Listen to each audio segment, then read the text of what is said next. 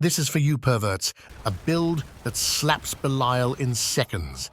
Speed farms pit 80s like there's no tomorrow.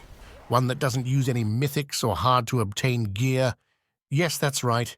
The best build of the season. It's Hydra, baby, and it's here to spit on all of you filthy peasants. Don't worry, though. I've got my napkins ready, and I'm here to hold your hand through the entire guide. Let's start right away and see how the build functions and what you need for it to truly come online. And I'm saying come online and not required, because there are no requirements. You can play it from level 1 if you wish. But for it to truly shine, you want to go out of your way to obtain this new bad boy, the Ophidian Iris. This is the reason it's Hydra season and why the build is so fantastic. Utilizing this, we do several fantastic things for the build. We turn it into a core skill, allowing us to grab a shit ton of additional multipliers, but not only that, we also increase the damage of our Hydras and, better yet, allow them to deal AoE damage.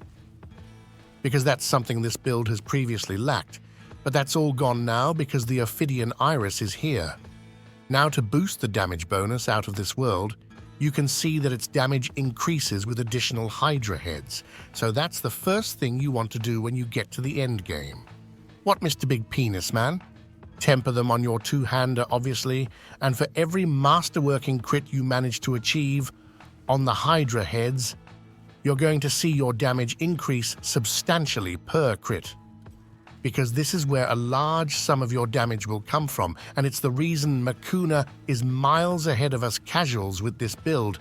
He's a fucking grinder. The next important interaction you need to be aware of is that of the serpentine aspect. By utilizing this, we in turn spend mana via our Hydras, and the mana spent increases its damage. So naturally, we want to stack a shit ton of mana in this build. It's this interaction in combination with the Ophidian Iris that made the build what it is this season. And if you understand these, then you know what to prioritize when gearing up. And speaking of gearing up, we're not quite there yet, but let's head for the planner to understand the build better. A big massive shout out to my man, lurking for creating and optimizing the build. He's done his due diligence, and while we used to talk up the burning Hydra setup after the PTR, this crit version is in fact stronger right now due to some last-minute buffs we received before the season started. So don't go for any burning builds. This is definitely what you want to run.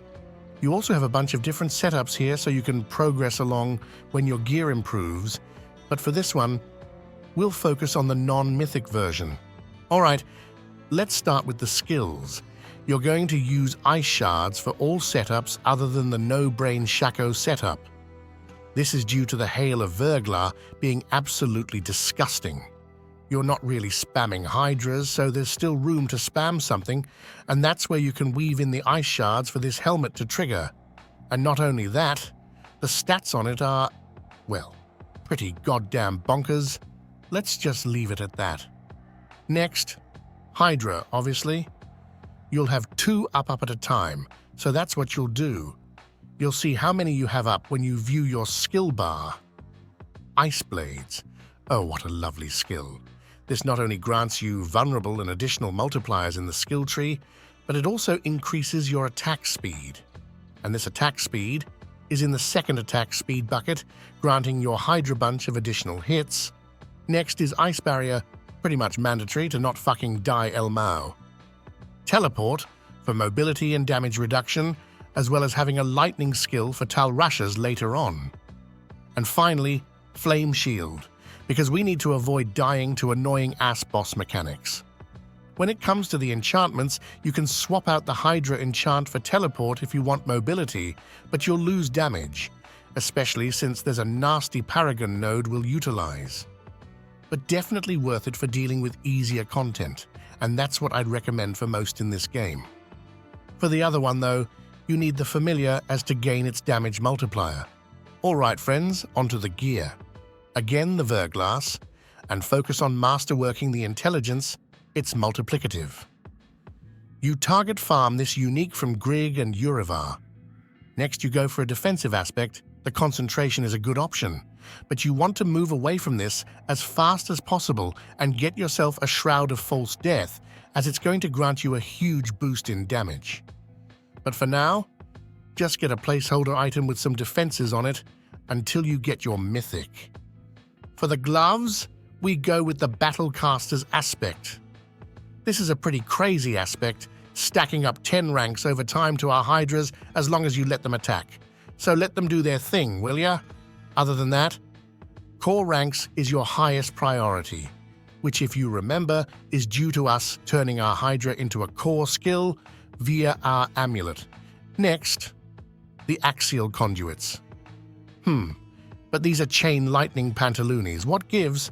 Ha, you're clever, are you? You old fart. No, we only use this because it greatly enhances our maximum mana. And remember, this directly scales our serpentine aspect for a huge damage multi. So that's what you'll be masterworking here. You can buy a 1 GA if you want, and just ignore the other shitty stats. For your sneakers, grab the Mind's Awakening aspect for defense, or if you want to do any sort of pit pushing, you grab the Orange Herald as you then play with an ultimate. But we're not here to do pit pushing. That shit sucks balls. Other than that, attacks reduce evade cooldown is your best friend if you want to play with the teleport enchant, and if not, then int and movement speed is your best friend. Alrighty? And to the weapons.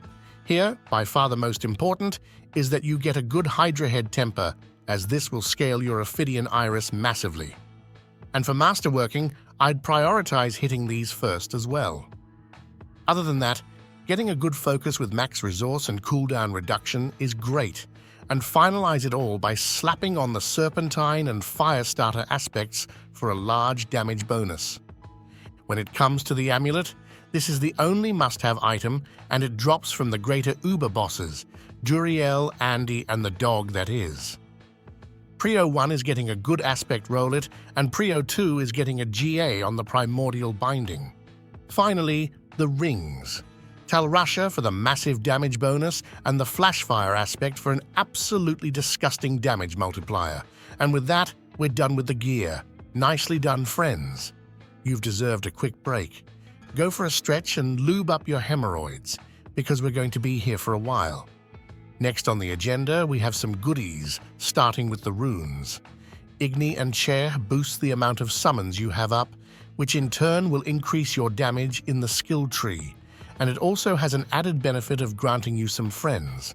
On the other side, we rock Neo and Cry for a pull, allowing us to easier clear up packs of enemies.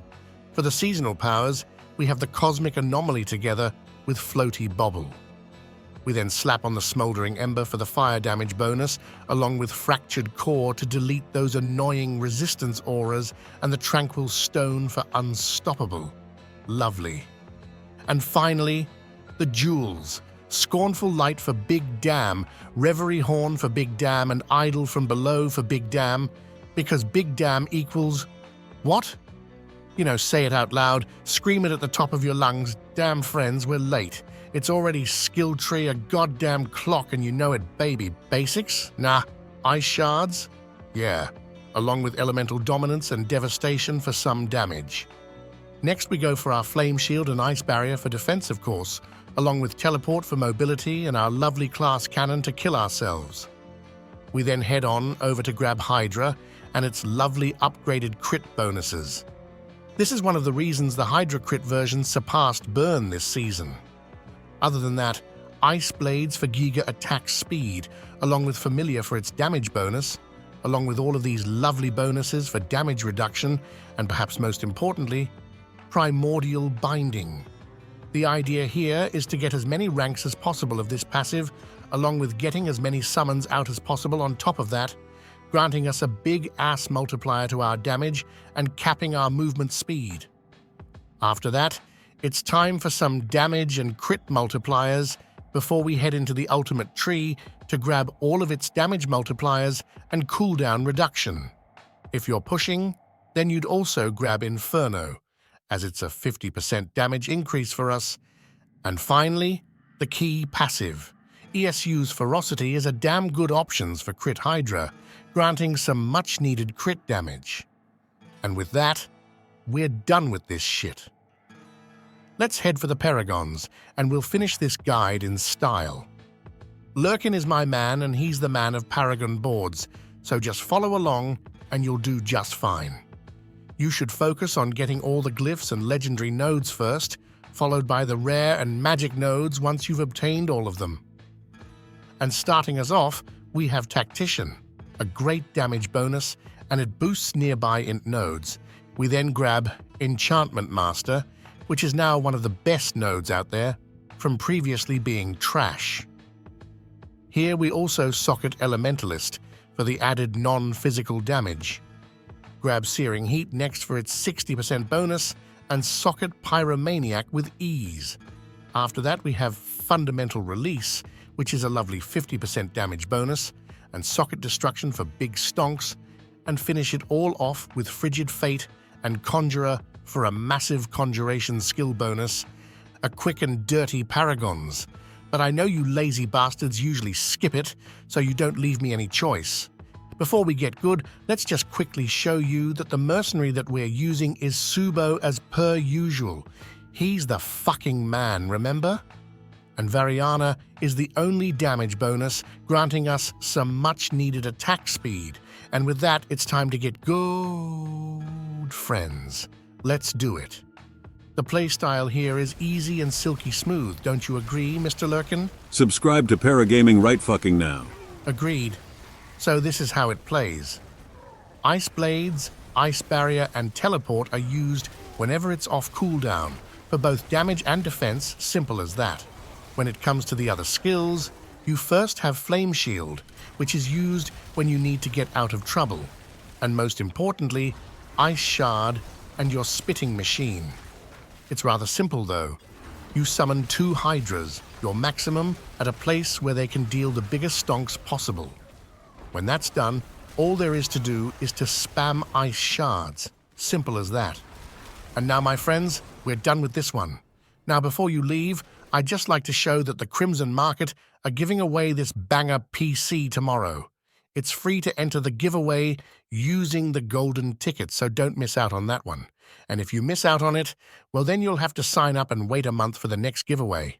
With that, see you later, bitches.